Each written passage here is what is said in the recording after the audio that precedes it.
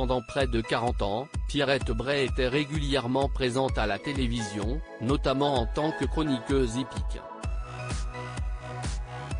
En parallèle de sa vie professionnelle, son quotidien tournait également autour de sa fille, Isabelle, devenue par la suite animatrice sur le petit écran.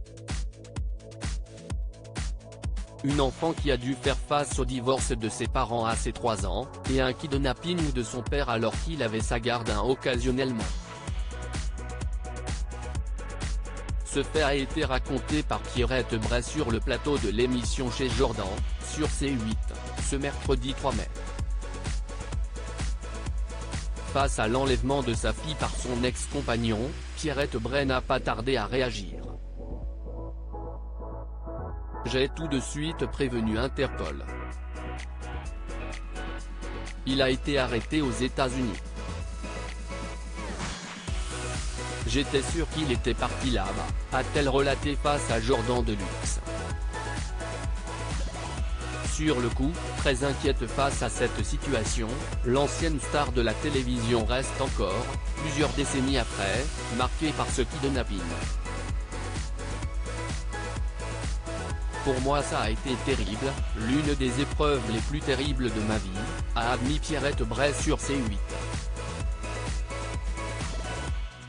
Isabelle Bray a raconté son enlèvement par son père lors d'un colloque du CFE Enfants disparus, en 2017, disponible sur YouTube. Isabelle Bray a relaté son expérience de petite fille, victime d'un enlèvement parental durant son enfance.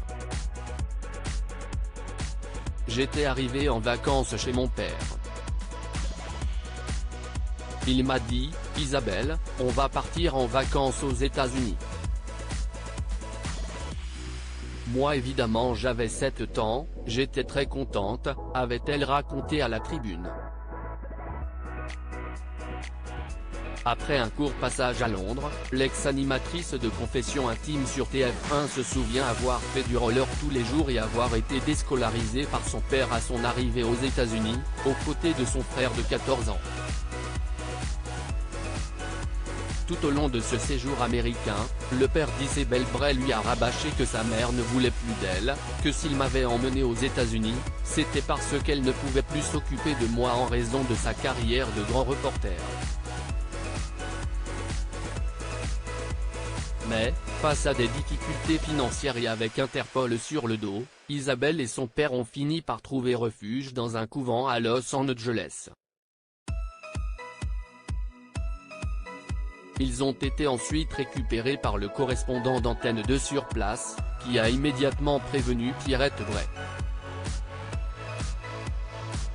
De retour en France, du côté de Marseille, Isabelle Bray a indiqué, lors de ce colloque en 2017, que son père l'avait fait mise seule dans un avion en direction de Paris, où une tante éloignée l'a finalement conduite au pied de l'immeuble de sa mère. Crédit photo, capture d'écran C8.